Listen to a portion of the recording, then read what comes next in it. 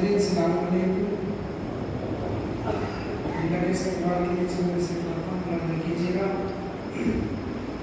कि तमाम हमद है उस खालिक के अज़ल के लिए, तमाम हमद है उस खालिक के अज़ल के लिए, सुकून झील के देता है जो कवल के लिए, कि तमाम हमद है उस खालिक के अज़ल के लिए, सुकून झील के देता है जो कवल के लिए, और उसी के नाम से करता हूँ इब्तिदाए कलाम कि जिसके नाम फरिश्तों ने भी संभल के लिए, उसी के नाम से करता हूँ इब्तिदाए कलाम कि जिसके नाम फरिश्तों ने भी संभल के लिए, कि ताकत इश्क़ अली दिखलाऊं क्या, ताकत इश्क़ अली दिखलाऊं क्या, आसमां को मैं ज़मीन पर लाऊं क्या।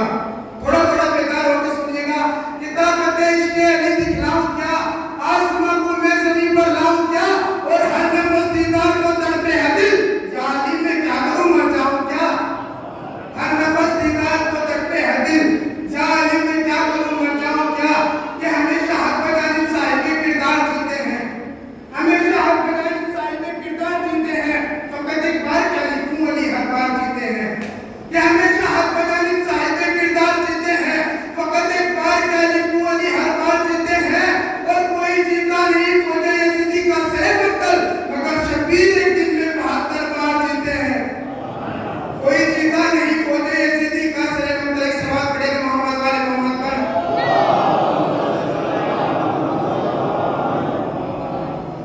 कि नबियों की, फिल्मान की, जिन्नात की, इंसान की, नबियों की, फिल्मान की, जिन्नात की, इंसान की, नबियों की, फिल्मान की, जिन्नात की, इंसान की, सबकी मुश्किल हजरे करार ने आसान की, कि नबियों की, फिल्मान की, जिन्नात की, इंसान की, सबकी मुश्किल हजरे करार ने आसान की, और आ गया फतेह रसूल की गोद में पहला इमाम, गुफ्तगू होने लगी कुरान से कुरान की, आ गया फतेह रसूल की गोद में पहला इमाम, गुफ्तगू होने लगी कुरान से कुरान की।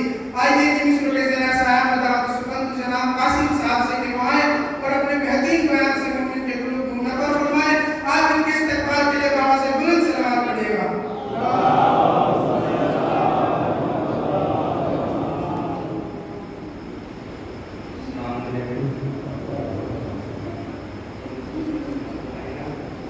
कि काफिला शाम के दरबार में जिंदा पहुंचा, कि काफिला शाम के दरबार में जिंदा पहुंचा, जुल्मज़ादे ने कहा मुझसे तेरा नाम है क्या, कि काफिला शाम के दरबार में जिंदा पहुंचा, जुल्मज़ादे ने कहा मुझसे तेरा नाम है क्या, नाम है मेरा अली, मैंने तो जालिम से कहा, नाम है मेरा अली, मैंने तो जालिम से कहा।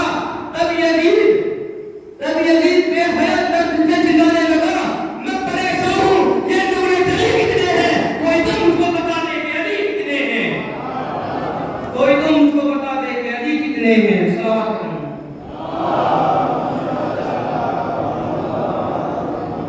कि तेरे हुसैन से आकर निजात ले जाए, कि तेरे हुसैन से आकर निजात ले जाए, अली के नाम से कुल कायनात ले जाए, कि तेरे हुसैन से आकर निजात ले जाए, अली के नाम से कुल कायनात ले जाए। जनाब हमने बताया है रोज़े आशूरा, जो मर रहा हो यहाँ से हयात ले जाए, जो मर रहा हो यहाँ से हयात ले जाए। ये बात और है गाजी के कब्र निशाने, इसमें दम नहीं आकर फुरात ले जाए, इसमें दम नहीं आकर फुरात ले जाए। सलावत करें।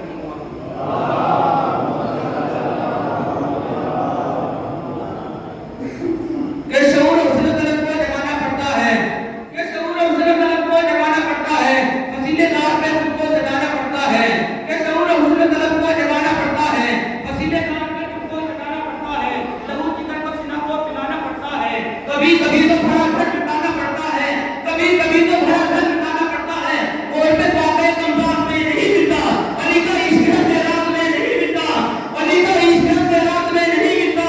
अमीर तुम की रियायत उड़ाई जाएगी, बड़े ही धूम से महफिल सजाई जाएगी, मुनाफिकों की तबीयत जलाई जाएगी, अली के नाम पे जन्नत लुटाई जाएगी। तो चमन चमन चमन अली नहीं होगा, कसम खुदा की वहां भी अली अली होगा, कसम खुदा की वहां भी अली अली होगा। सलावत पढ़ो।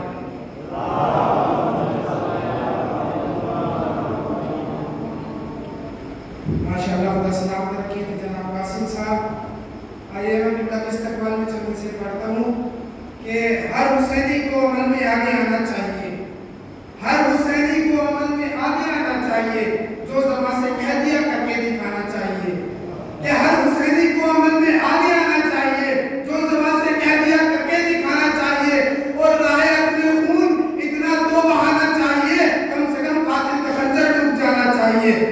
राहे अपने खून इतना तो बहाना चाहिए, कम से कम कातिल का खंजर डूब जाना चाहिए। तो जुर्रत असगर ने असगर से कहा इतना हंसो, हुरमुला रोता हुआ मक्का से जाना चाहिए। जुर्रत असगर ने असगर से कहा इतना हंसो, हुरमुला रोता हुआ मक्का से जाना चाहिए। और इमाम हुसैन ने जो ज़मीन करबला खरीदी थी, वो किस वजह से खरीदी थी? शेर मुलाजा कीजिएगा कि हुरमुला रोता हुआ मक्का से जाना चाहिए। तो यूं खरीदी थी ज़मीन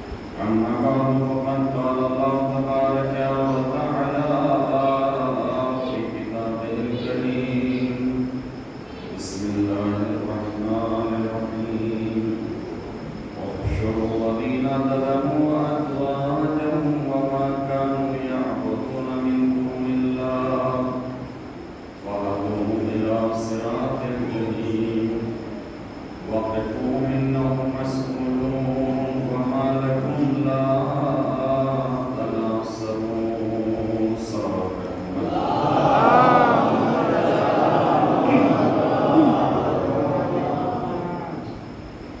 ایسا گرامی بزرگان قوم ملت، علماء کرام، صاحبان المحترم، یہ فرش عزا کہ جو بچھایا گیا ہے چہروں میں سید الشہداء اور شہدائے کربلا کے سلسلے میں،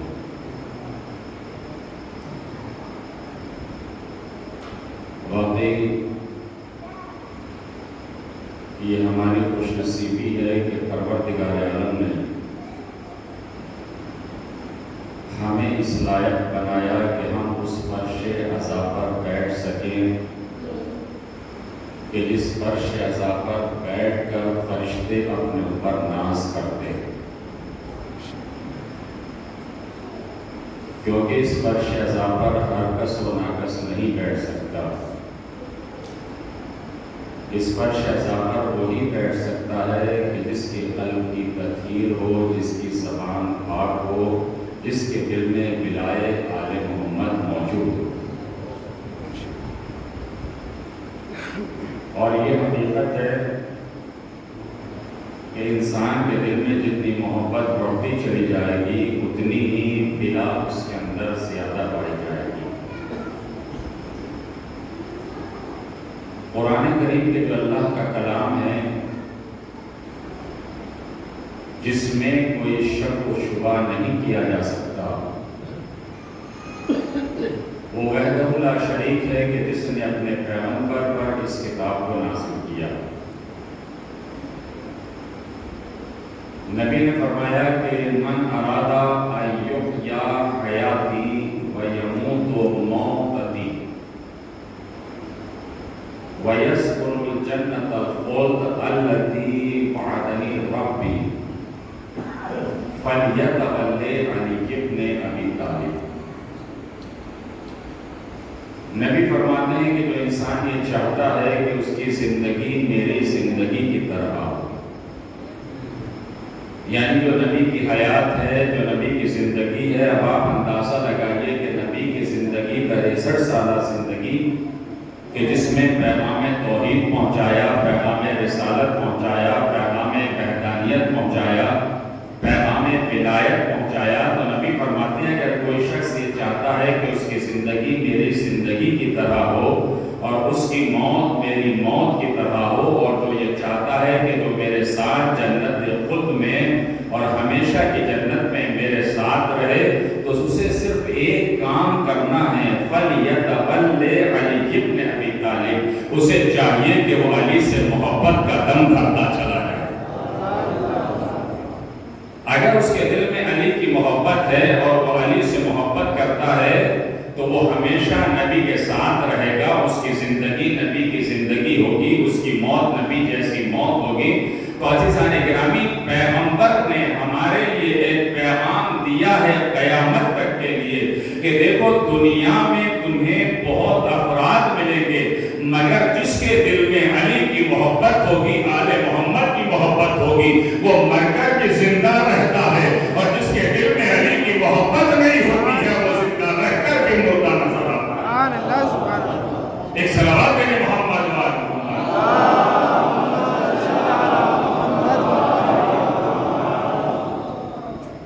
ایک آہستہ سے صلوات پڑھتے ہیں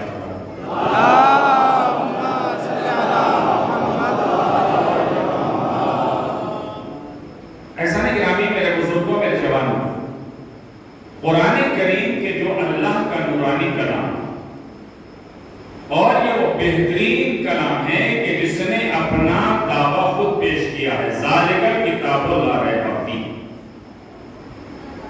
یہ وہ کتاب ہے کہ جس میں کسی شک و شبہ کی گنجائش نہیں۔ جو بھی قرآن کریم کے بارے میں شک کرے وہ دائرہ اسلام سے خارج ہو جاتا ہے، اس کا ایمان رخصت ہو جاتا ہے۔ بس آپ اندازہ لگائیے کہ اگر کوئی قرآن ثابت میں شک کرتا ہے اس کا ایمان بھی چلا جاتا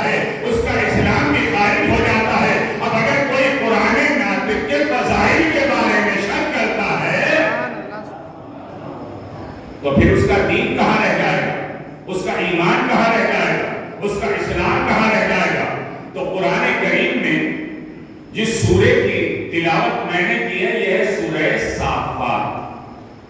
آپ سورہ یاسین کی تلاوت کرتے ہیں, سورہ یاسین کے فوراً بعد جو ہے یہ سورہ شروع ہوتا ہے سورہ صافات. سورہ صافات کے لیے ملتا ہے کہ جو انسان جمعے کے دن اس سورے کی تلاوت کرے تو پروردگار عالم اسے ہر بلا سے محفوظ فرما دیتا ہے جو اس سورے کی تلاوت کرے. اور جو انسان اس سورے کی تلاوت کرتا ہے پروردگار عالم اس کے لیے رزق کے راستے کھول دیتا ہے.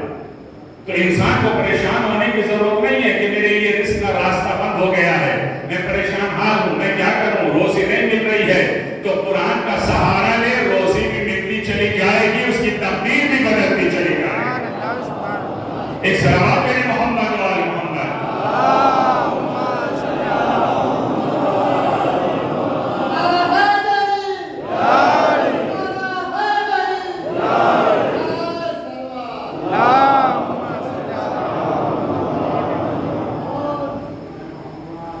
اس آیت میں پروردگار عالم نے ارشاد فرمایا احشروا الذین ظلموا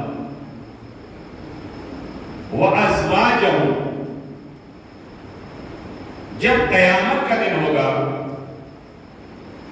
تو اللہ فرشتوں سے کہے گا کہ احشروا الذین ظلموا, انہیں پکڑو کہ جنہوں نے ظلم کیا, جنہوں نے ظلم کیا انہیں گرفتار کرو.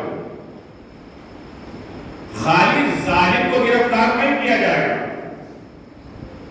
بلکہ اللہ کہتا ہے وَأَزْوَاجَهُمْ, انہیں بھی گرفتار کرو کہ جو ظالم کے پیروکار ہیں اور جو کریں جن کا کام ظالم کی طرح ہے, جو ظالم کے ظلم پر راضی ہیں, انہیں بھی گرفتار کرو. وَمَا كَانُوا يَعْبُدُونَ مِن دُونِ اللَّهِ, پھر اللہ کہتا ہے کہ انہیں بھی گرفتار کرو کہ جو اللہ کو چھوڑ کر کسی دوسرے کی عبادت کرتے ہیں. عبادت کرنے کا مطلب کیا ہے؟ عبادت کرنے کا مطلب یہ نہیں ہے کہ اس کے سامنے جانے کے بعد اپنی پیشانی کو جھکایا جائے, بلکہ دوسرے کے سامنے عبادت کا مطلب یہ ہے کہ خالق تمہارا وہ ہے, مالک تمہارا وہ ہے, رازق تمہارا وہ ہے. اور اگر تم یہ تصور کرنے لگو اگر فلاں صاحب نہ ہوتے تو میری روزی روٹی کیسے چلتی, اگر فلاں صاحب نہ ہوتے تو میرا کام کیسے بنتا, اگر فلاں صاحب نہ ہوتے تو مجھے دولت کہاں سے ملتی, اگر فلاں صاحب نہ ہوتے تو میری زمین کا مسئلہ کیسے حل ہوتا. مگر پروردگار بتانا چاہتا ہے کہ جو اللہ اسے رزق عطا کر رہا ہے تم اس کی بارگاہ میں آ کے دیکھو وہ تمہیں بھی عطا کر دے گا. جو کر رہے ہیں اس کا مطلب یہ ہے کہ خالی دنیاوی لوگوں کے سامنے اپنی پیشانی کو جھکانے کی ضرورت نہیں ہے, ظالم کے سامنے جھکنے کی ضرورت نہیں ہے. اس لیے کہ اگر ظالم کے سامنے جھکنے کی ضرورت پڑتی تو امام حسین علیہ السلام اپنی قربانی پیش نہ کرتے بلکہ ظالم کی تمام باتوں کو قبول کر دیتے.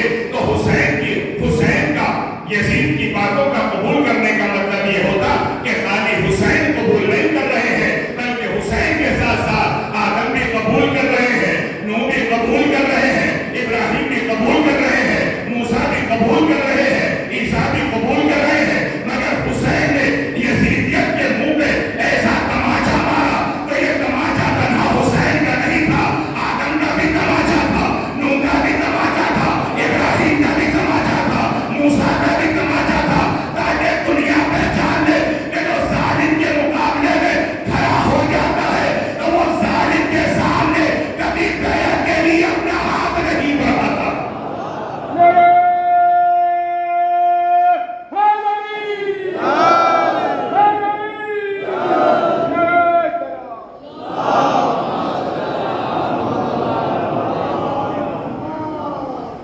ایسا نہیں گرامی قرآن کریم نے تعارف کرایا ہے وَيُوْرِقُ الْمُجْرِمُونَ بِسِيمَاهُمْ. جب قیامت کا دن ہوگا تو وہاں بتانے کی ضرورت نہیں پڑے گی کہ یہ ظالم کون ہے, ظلم کرنے والا کون ہے, بلکہ قرآن کہتا ہے وَيُوْرِقُ الْمُجْرِمُونَ بِسِيمَاهُمْ, ان کی پیشانیوں سے پہچان لیا جائے گا کہ ظالم کون ہے. ظلم کرنے والا کون ہے؟ اب اگر جب کسی نے معصوم سے آ کے کہا کہ فلاں شخص کربلا میں تھا لیکن اس نے کوئی ظلم نہیں کیا، نہ اس نے تیر چلایا، نہ قبر چلایا، نہ تلوار چلائی، نہ پتھر مارا، کوئی ظلم نہیں کیا، خالی کربلا میں گیا، تو امام فرماتے ہیں وہ بھی ظالم ہے، وہ بھی ظالم ہے۔ جب سوال کیا کہ مولا وہ کیسے ظالم ہے؟ کہا اگر اس نے تلوار نہیں چلائی، اگر اس نے نیزہ نہیں چلایا، اگر اس نے پتھر نہیں مارا، مگر ظالموں کی تعداد میں اضافہ تو کیا، تو اس کا مطلب یہ ہے کہ جو ظالم کے ظلم پر راضی ہو جائے تو وہ بھی ظالم کہلانے کے لائق ہے۔ اب کوئی دنیا میں یہ نہ کہے کہ یزید نے کوئی ظلم نہیں کیا، کہ جو یزید کے دین پر راضی رہے گا تو وہ بھی ظالم کے ایک صلوات ہے محمد و آل محمد۔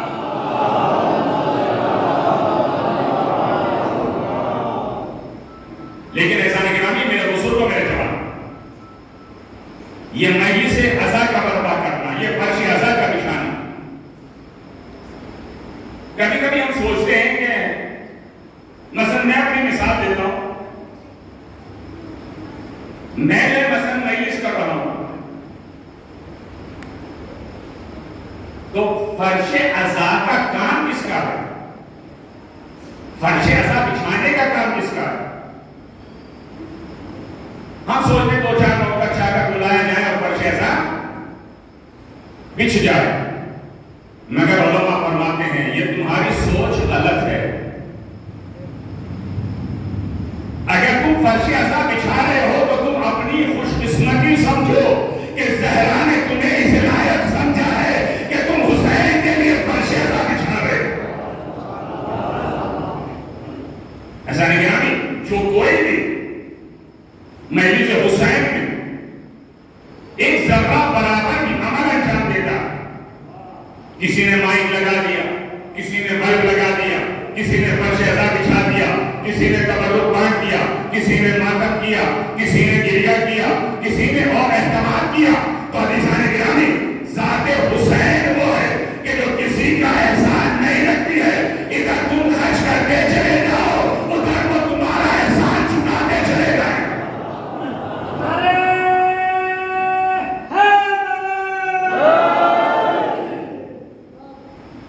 اوروپا میں جب ایک پروگرام منعقد ہوا، آپ اپنی اہمیت کو سمجھیے کہ آپ ہیں کیا۔ جب پروگرام تیار کیا گیا کہ فلاں تاریخ میں، فلاں وقت میں، فلاں مہینے میں پروگرام ہوگا، 6 مہینے پہلے لوگوں کو اطلاع دی گئی کہ بھائی فلاں تاریخ میں، فلاں جگہ، فلاں مقام پر یہ پروگرام ہونا ہے۔ اطلاع دینے والے ایک فرد نہیں بلکہ معزز افراد کو اطلاع دی گئی کہ بھائی آپ کو اس پروگرام میں آنا۔ اچھا خالی اطلاع دے دی جائے یہ کافی، لیکن اطلاع کے ساتھ ساتھ جو جانے والا شخص ہے اسے بتا رہا ہے کہ فلاں تاریخ میں، فلاں جگہ پر، فلاں موقع پر یہ پروگرام ہونے والا، ساتھ میں تحفہ بھی لے جا رہا ہے، ہر بند میں بھی اطلاع دے رہا ہے، تحفہ بھی دے رہا ہے، تمام افراد کو تحفہ پہنچا رہا ہے۔ جب وہ تاریخ آئی، جب وہ وقت آیا کہ جو پروگرام کا ٹائم تھا، کتنے افراد آئے؟ ہزاروں کو اطلاع دی گئی کہ فلاں وقت یہ پروگرام ہوگا، مگر کتنے افراد آئے؟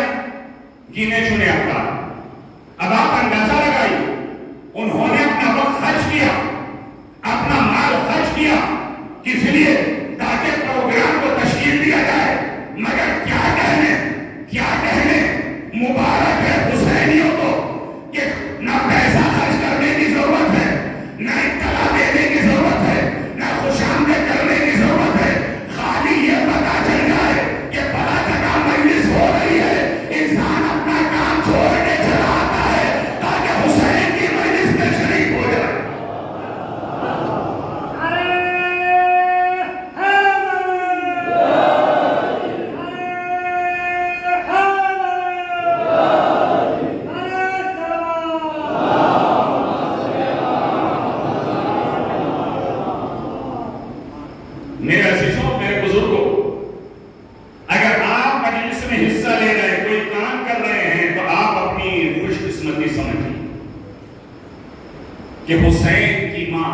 سے کام لے رہی ہے، آپ کو اس لائق سمجھا کہ آپ فرش عزا بچھا رہے ہیں، آپ کو اس لائق سمجھا کہ آپ حسین کی مجلس میں کسی عمل کو انجام دے رہے ہیں، لیکن عزیزان گرامی تو خالی یہ پتا چل جائے کہ فلاں جگہ مجلس حسین ہونے والی ہے، فلاں وقت میں مجلس حسین ہونے والی ہے، اب یہاں نہ تحفے دینے کی ضرورت ہے، نہ مال خرچ کرنے کی ضرورت ہے، نہ بلانے کی ضرورت ہے، خالی اطلاع مل جائے فلاں وقت میں مجلس ہوگی، انسان اپنا سب کچھ چھوڑ کر مجلس کے لیے چلا آتا ہے۔ یہ مجلس میں کیوں آ رہا ہے؟ کیونکہ اسے معلوم ہے یہاں تقدیر بنتی ہے، بگڑتی نہیں ہے۔ یہاں آنے کے بعد فرش عزا پہ انسان کی تقدیر بنتی ہے، انسان کی سیرت بنتی ہے، انسان کا کردار بنتا ہے، انسان کا اخلاق بنتا ہے۔ تو ایک بات سمجھ میں آ گئی، جب فرش عزا پہ بیٹھ کے انسان کی تقدیر بن جائے، انسان کا کردار بن جائے، انسان کا اخلاق بن جائے، تو پھر فضائل آل محمد سننے کے بعد اگر انسان کے دل میں زیادہ محبت بڑھتی چلی جائے تو آج اسی کا نتیجہ ہے یہ جہنم الاربعین میں کروڑوں لوگ اس بات کی پہنچنے کے بعد ضمانت دے رہے ہیں کہ دیکھو ہمیں بلانے والے حسین ہیں۔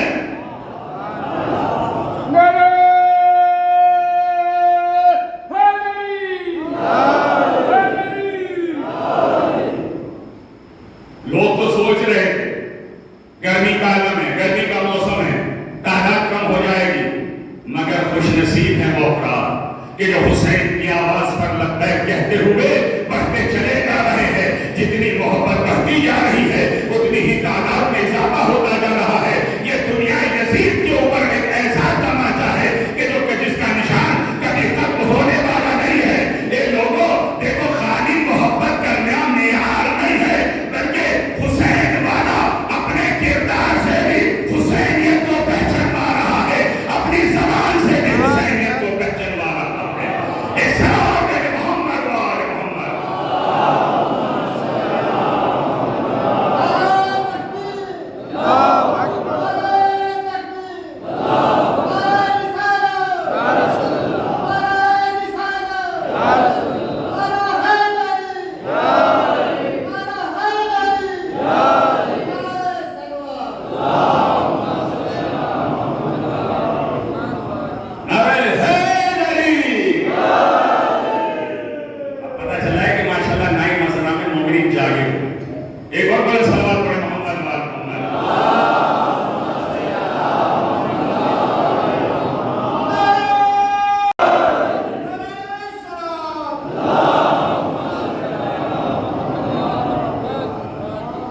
ایسا نہیں کہنا کہ یہ محبت کا تقاضا ہے۔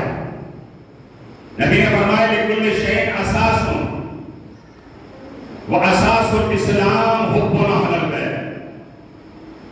نبی فرماتے ہیں ہر چیز کی ایک بنیاد ہوتی ہے، ہر چیز کا ایک ستون ہوتا ہے، اور اسلام کی بنیاد ہم اہل بیت کی محبت ہے۔ اگر ہماری محبت نہیں ہے تو چاہے لاکھ نمازیں پڑھتے رہو، لاکھ حج کرتے رہو، لاکھ عمل خیر کرتے رہو، جب تک ہماری محبت نہیں ہوگی نہ تمہاری نماز قبول ہے، نہ روزہ قبول ہے، نہ حج قبول ہے، نہ عمل خیر قبول ہے۔ اس کا مطلب یہ ہے کہ بغیر آل محمد کی محبت کے انسان دنیا میں تو رہ سکتا ہے مگر آخرت میں در بدر پھرے گا تو وہ دنیا میں در بدر پھرتا ہے، نہ اس کا کوئی امام پایا جاتا ہے نہ کوئی جانشین پایا جاتا ہے۔ ایسا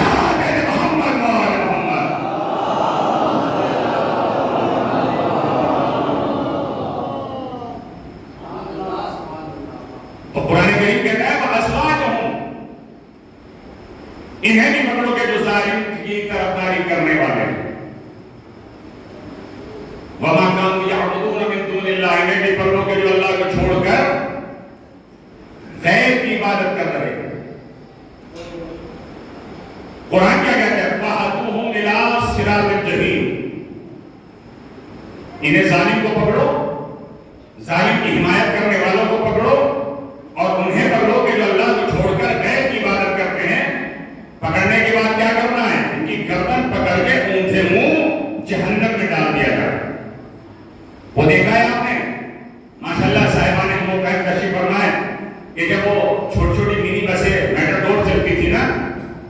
کنڈکٹر کیا کرتا تھا؟ گردن پکڑی اندر، گردن پکڑی اندر، سواری آنے کی 20 پہنچ گئی 50، اور جو کہہ رہے پہنچ گئی 50، اس کا کام یہ تھا اس نے گردن پکڑی سی، گردن اندر آنی چاہیے اور اس کے بعد جو چاہے سواری کسی بھی حال میں رہے۔ تو قرآن کیا کہتا ہے؟ فَهَدُوهُمْ إِلَىٰ صِرَاطٍ جَحِيمٍ، اسی طریقے سے ان کی گردنیں پکڑ پکڑ کے جہنم میں ڈالا جائے گا۔ تو عزیزان گرامی یہی وجہ ہے قرآن کہتا ہے یا لیتنی اتخذت مع الرسول سبیلا، ایک آج ہم رسول کی دوستی اختیار کر لیتے تاکہ ہمیں جہنم میں نہ ڈالا جاتا، تاکہ ہمیں جہنم۔ صلوات بڑی آہستہ سے پڑھ لیا ہوگا، کیا بات میرے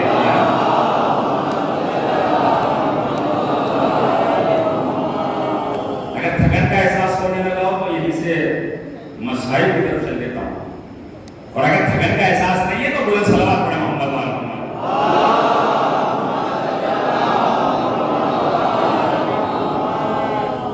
کیونکہ خاص کر میں کہ مولویوں میں سنوں کہ مجمع دیکھ کے جو بس پھر بھی کھڑ جاتے ہیں، پھر سمیٹنا مشکل ہو جاتا ہے۔ تو ہم لوگوں کے لیے نہ سمیٹنا مشکل ہے نہ بکھیرنا مشکل ہے، اور جو کر رہے ہیں لیکن ایسا نہیں کہ ولایت کے آل محمد ہمارے لیے معیار، اور جو آل محمد کا چاہنے والا، اہل بیت سے محبت کرنے والا اور حقیقی محبت کرنے والا، تو وہ برائیوں سے دور رہے گا، وہ معصیت سے دور رہے گا، وہ گناہوں سے دور رہے گا۔ کیوں؟ کیونکہ جتنا معصیت کے قریب جائے گا اتنا ہی اہل بیت سے دور ہوتا چلا جائے گا۔ تو جو کریں جتنا معصیت کے قریب ہوتا چلا جائے گا اتنا اہل بیت سے دور ہوتا چلا جائے گا، اور جتنا معصیت سے دور ہو جائے گا اتنا ہی اہل بیت کے قریب ہو جائے گا۔ اس لیے کہ اہل بیت کے نہیں چاہتے کہ ہمارا چاہنے والا گناہگار ہو، ہمارا چاہنے والا غیبت کرنے والا ہو، ہمارا چاہنے والا ظلم کرنے والا ہو، ہمارا چاہنے والا برائیاں کرنے والا ہو، ہمارا چاہنے والا فسادی ہو، ہمارا چاہنے والا ظلم و تعدی کا شریک ہو، ہمارا چاہنے والا، ہمارا اگر چاہنے والا ہے تو اس کے چہرے سے ظاہر ہو یہ اہل بیت کا چاہنے والا ہے، اس کے کردار سے ظاہر ہو یہ اہل بیت کا چاہنے والا ہے، اس کی سیرت سے ظاہر ہو یہ اہل بیت کا چاہنے والا ہے، اس کا کردار گواہی دے یہ حسینی بھی لگتا ہے، علی والا بھی لگتا ہے۔ ایک صلوات دے محمد و آل محمد۔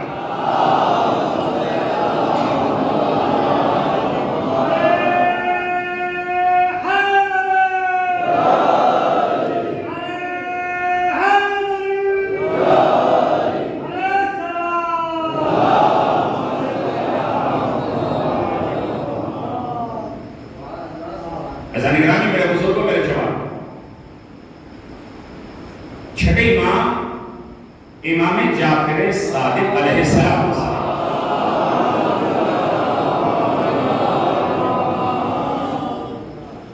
جب حضرت کے پاس داؤد رتی آتے،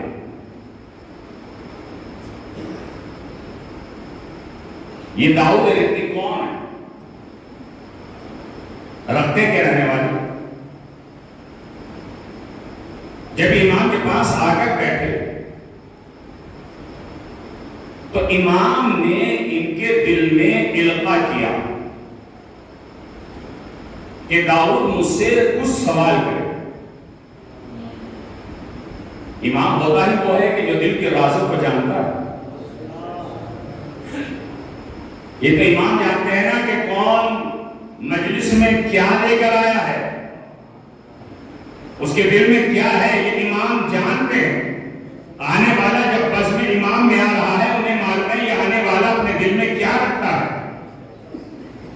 امام نے اس کے دل میں لکھا دیا کہ کچھ مجھ سے سوال ہے۔ مولا فرماتے ہیں جو سوال کے لیے ذہن میں آیا ہے سوال کر، کہ مولا ارشاد فرمائیے کہ آپ کا علم کتنا ہے۔ امام فرماتے داؤد تیرا سوال ناقص ہے، اپنے سوال کو پورا کر۔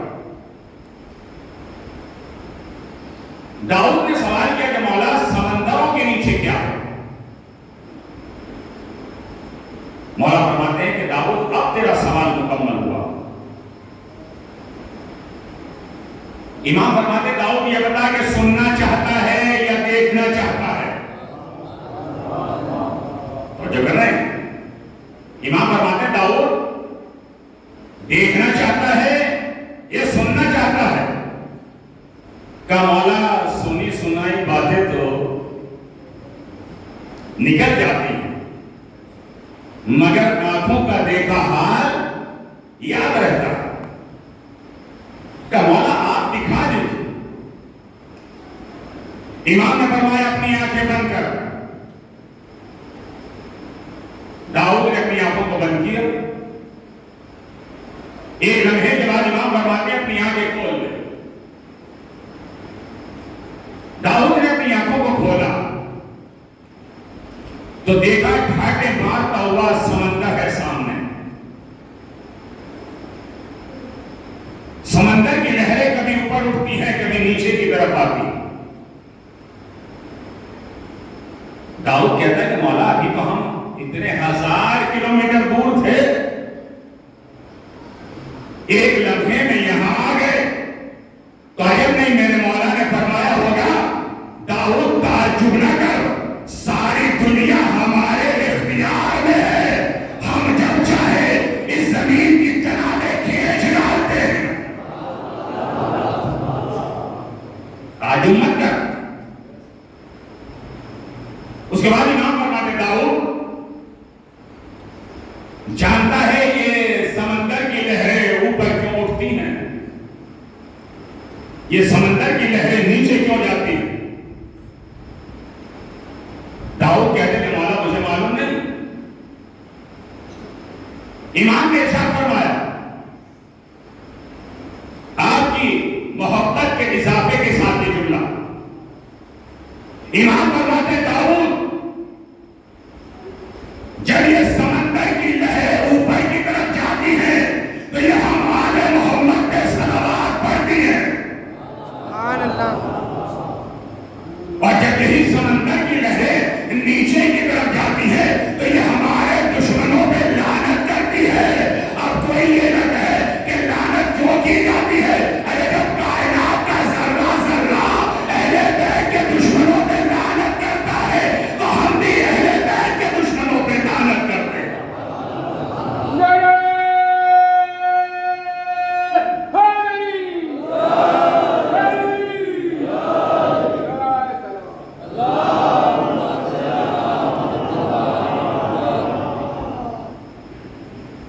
داؤد کہتے ہیں کہ امام دریا کے کنارے کھڑے ہوئے، ایک مرتبہ امام نے حکم دیا اے دریا تجھ پر میری اطاعت واجب ہے، بتا تیرے اندر کیا ہے۔ داؤد کہتا ہے کہ جیسے امام نے یہ جملہ کہا پورا دریا خشک ہو گیا اور ایک جگہ سے تھوڑا سا دریا پھٹا اور وہاں سے سفید پانی۔ داؤد کہتے ہیں کہ مولا یہ دودھ سے زیادہ سفید پانی یہ سفید کب سے ہوا؟ میرا مولا فرماتا ہے جب سے اس نے ہم آل محمد پہ صلوات پڑھنا شروع کیا۔ سبحان اللہ سبحان اللہ۔ تو یہ شیریں پانی میٹھا پانی۔ اس کے بعد امام نے فرمایا داؤد یاد رکھ جب ہمارا 12واں پردہ غیب سے آئے گا تو اس وقت ساری دنیا کا پانی خشک ہو جائے گا، صرف یہی پانی رہے گا کہ جو اس وقت نکل رہا ہے۔ اے داؤد یاد رکھ یہ پانی وہ پیے گا کہ جو ہماری ولایت کا بلا فصل اقرار کرتا ہوگا، جو ہماری ولایت کا بلا فصل اقرار کرتا ہوگا۔ تو ایک بات تو سمجھ میں آ گئی کہ ہمارا امام بھی یہ نہیں چاہتا کہ ہم پیاسے رہے، اسی لیے تو امام حسین نے بھی آخری وقت امام سجاد سے کہا تھا کہ اے میرے لال جب میرے شیعوں سے ملنا تو ان سے کہنا کہ ان کو میرا سلام کہنا اور ان سے کہنا کہ جب ٹھنڈا پانی پیے تو مجھے یاد کرے۔ تو جب امام کو یہ گوارا نہیں ہے کہ ہمارا جانے والا پیاسا رہے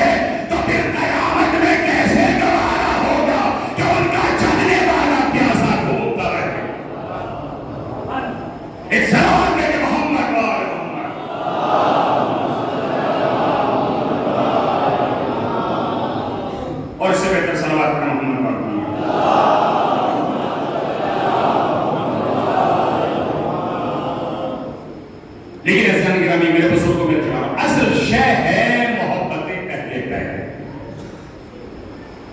اگر آل محمد کی محبت نہیں ہے، انسان لاکھ عمل کرتا ہے، لاکھ اللہ کی راہ میں خیرات کرتا رہے، مگر عمل وہی قبول ہے کہ جس میں آل محمد کی محبت ہے. جس عمل میں اخلاص پایا جاتا، جس عمل میں اہل بیت کی محبت پائی جاتی ہے، وہی عمل اللہ کے نزدیک قابل قبول ہے. یہ مجلس ہمیں اتحاد کا درس دیتی ہے. یہ مجلس حسین ہمیں اس بات کا درس دیتی ہے کہ ہم ظالم سے نفرت کریں، ہم ظالم کے ظلم کے خلاف اپنا قدم اٹھائیں. اگر واقعی ہم حسینی ہیں، ہم حسین سے محبت کرنے والے ہیں، ورنہ ہم میں اور اوروں میں کیا فرق رہ جائے گا؟ جو ظلم کرنے والا ہے، جو ظلم اور تعدی کرنے والا ہے، وہ بھی ایک ہی صف میں کھڑا ہو جائے گا. جو حسین والے ہیں وہ بھی ایک صف میں کھڑے ہو جائیں گے.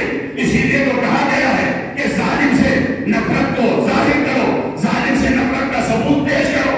اس لیے کہ تم نفرت کرو گے، لوگوں کے سامنے ظاہر ہوگا کہ ظالم کون ہے، مظلوم کون ہے. اسی وجہ سے تو علماء کرام نے کہا کہ جب زہرا کی شہادت آئے تو کالا لباس پہنو، اعلان ولایت کرو، اعلان محبت کرو، تاکہ دنیا میں پہچانا جائے کہ فاطمہ پہ ظلم کرنے والا کون تھا. سبحان اللہ، سبحان اللہ. سیدہ پہ ظلم کھانے والا کون تھا؟ تو جب تک آواز بلند نہیں ہوگی اس وقت تک پہچانا نہیں. ایسا نگرانی میرے بزرگوں، میرے جوان، یہ ہماری ذمہ داری ہے کہ یہ عذاب، یہ مجلس ہے، یہ مرثیہ خوانی، یہ سینہ زنی، یہ نوحہ خوانی جو ہم تک پہنچی ہے، یہ ہمارے بزرگوں کی میراث ہے. میراث کا مطلب یہ نہیں ہوتا کہ اسے لٹا دیا جائے. میراث کا مطلب یہ نہیں ہوتا کہ اسے متفرق کر دیا جائے. میراث کا مطلب ہوتا ہے اس کی حفاظت کرنا.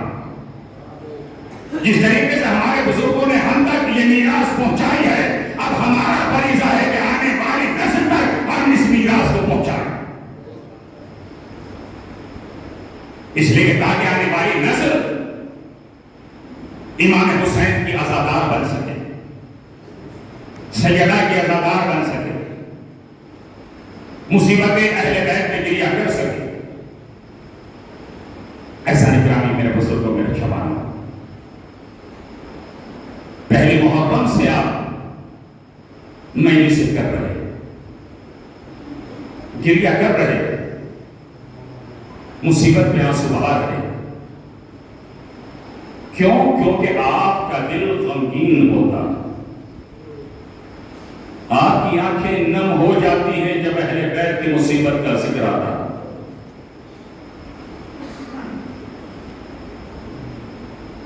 روایت میں ہے کہ جب ایک شخص کوفے کا رہنے والا جو تجارت پہ گیا ہوا تھا، جب واپس پلٹا ہے اپنے گھر پر، تو بیٹی نے اپنے باپ سے کہا تھا کہ میرے بابا جب آپ واپس پلٹنا تو میرے لیے ایک انگوٹھی لے کر آنا. جب باپ گھر واپس پلٹا تو اسے تجارت میں نقصان ہو چکا تھا. بیٹی نے سوال نہیں کیا کہ بابا آپ میرے لیے انگوٹھی لائے ہیں کہ نہیں لائے، بلکہ سوال کیا کہ بابا آپ کا تجارت کا مسئلہ کیسے رہا، کب ایک نقصان ہوا. تو بیٹی کہتی کہ بابا ابھی اعلان ہوا ہے کہ جو کربلا میں جائے گا، ایک باغی نے حکومت کے خلاف قدم اٹھایا ہے، جو اس کے مقابلے میں جائے گا تو تلوار کے برابر اسے سونا دیا جائے گا. بابا آپ جلدی سے کربلا جائیں. یہ کوفے کا رہنے والا اپنے گھوڑے پر سوار ہوا، کربلا میں اس وقت پہنچا.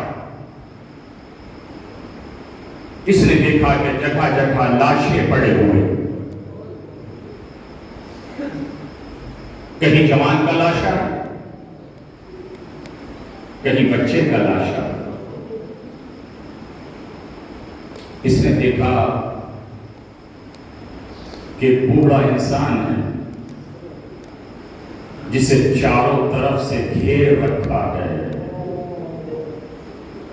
کوئی نیزہ مارتا ہے، کوئی تیر مارتا ہے، جس کے پاس کچھ نہیں ہے وہ پتھر اٹھا کے مار رہا ہے۔ میں نے بھی جلدی سے پتھر اٹھایا تاکہ میں اس کے ماروں، لیکن میں نے سوچا کہ آخر دیکھوں تو صحیح ہے کون؟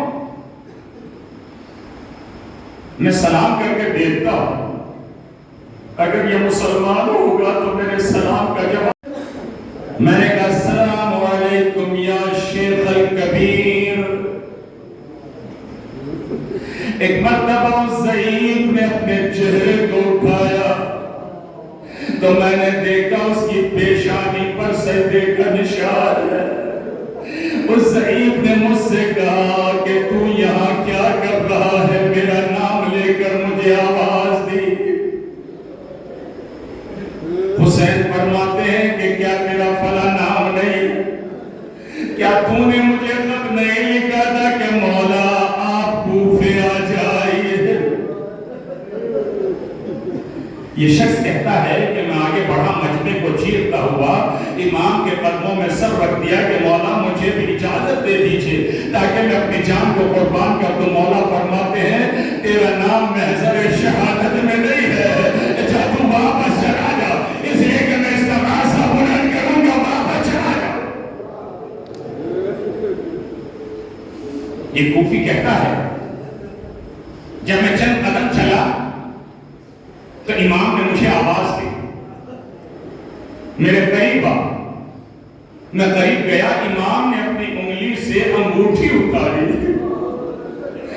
عزیز و امام کے ہاتھ میں دو ہی انگوٹھی تھی، ایک انگوٹھی اٹھانے کے بعد اس کو دی، کہا جا کے اپنی بیٹی کو دے دینا، اپنی بیٹی سے کہنا کہ وہ باغی نہیں تھا، ارے وہ نمازی تھا، اس کی پیشانی پہ سجدے کا نشان تھا، لیکن یاد رکھنا ارے جب ہم کوفے آئیں گے تو ہمیں پہچان لینا، اپنی بیٹی سے بتا دینا کہ یہی وہ سر ہے کہ جس نے مجھے انگوٹھی دی تھی۔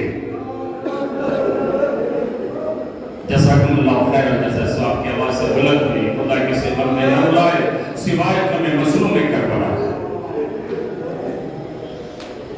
یہ چہلم کی مناسبت سے آپ نے مجلس کی ہے نا،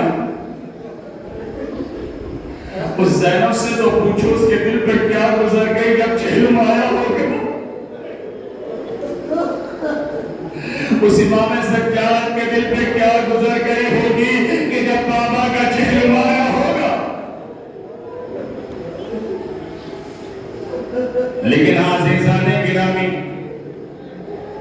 جناب سکینہ فرماتی ہے کہ مجھے ظالموں نے اونٹ کی ننگی پیٹھ پر اس طرح جکڑ دیا تھا کہ جب اونٹ چلتا تھا تو اونٹ کی ہڈیاں میری پسلیوں میں چبھتی تھی۔ آئے زینب کی نظر پڑی کہ سکینہ کے اونٹ سے خون گر رہا ہے، آئے زینب نے اپنے کو اونٹ سے گرایا، سکینہ کے قریب آ کے کہتی ہے میری بیٹی یہ خون کیسا گر رہا ہے؟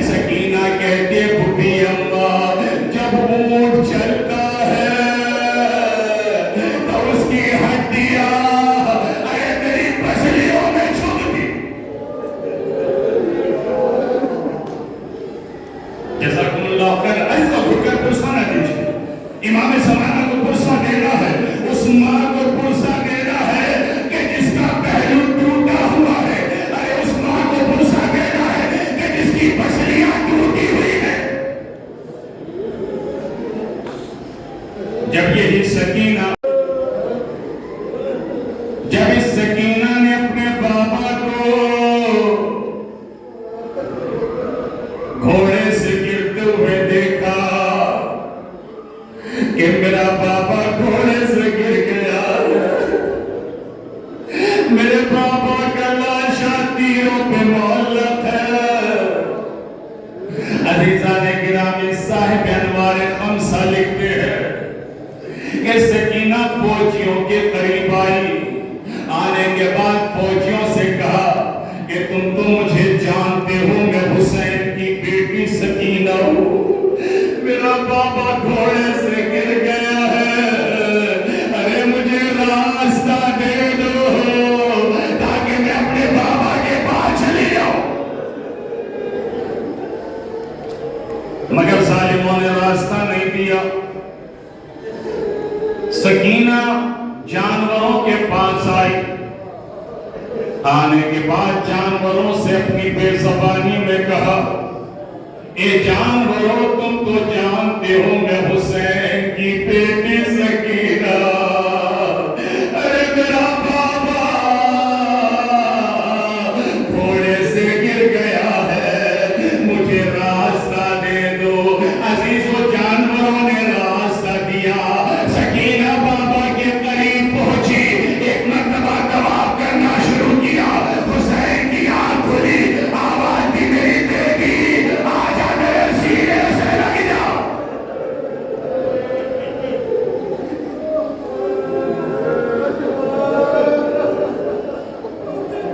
میری بیٹی میرے سینے سے لگ جا۔ سکینہ کہتی ہے بابا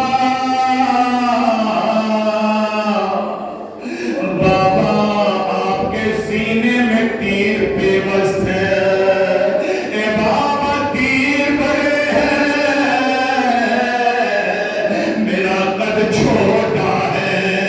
حسین نے تیروں کو نکالنا شروع کیا، ارے تیر نکلتے جاتے تھے، گوشت کے ذرات نکلتے جاتے تھے، جب سینے سے تیر نکل گئے ایک مرتبہ حسین فرماتے ہیں آجا میری لاڈلی، آجا میرے سینے سے لگ جا۔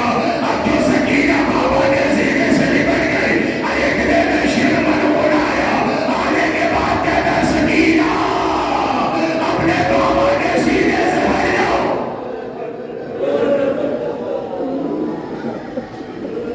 سکینہ کہتے ہیں شرمن کیا تو میرے بابا کو ذبح کرنا چاہتا ہے؟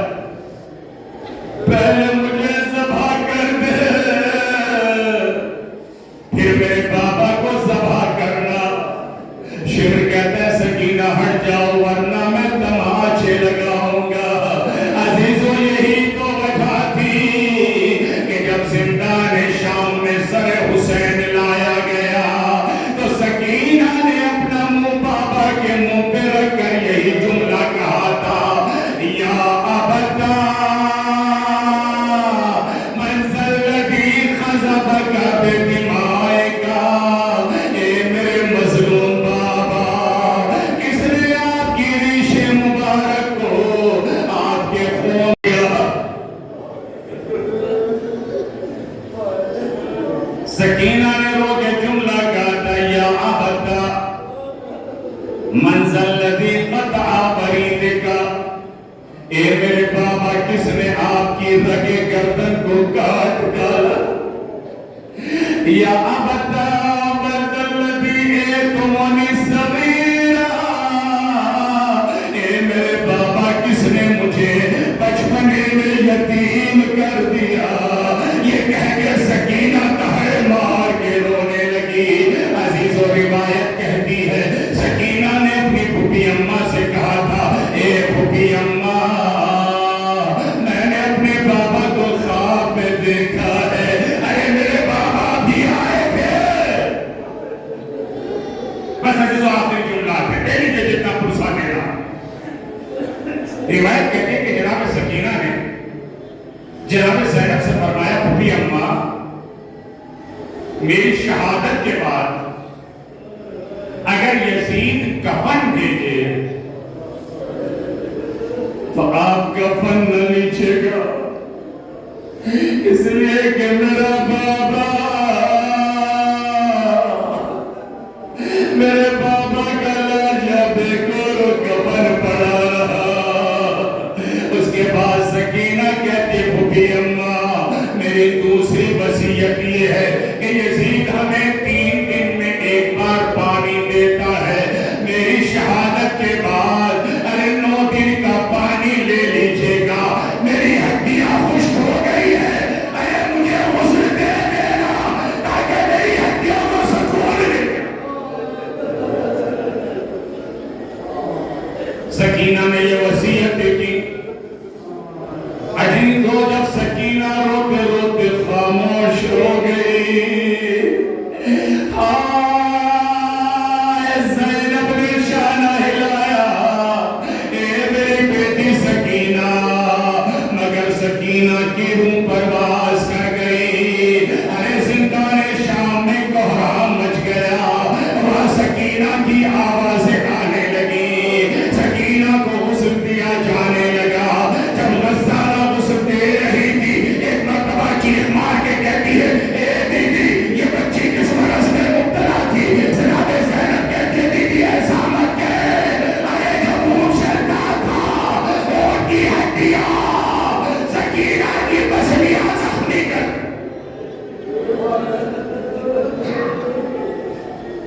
اس وجہ سے سکینہ کی ہڈیاں پسلیاں زخمی ہو گئی۔ جب سکینہ کو غسل دیا گیا تو اصول یہ ہے کہ جنازہ اٹھا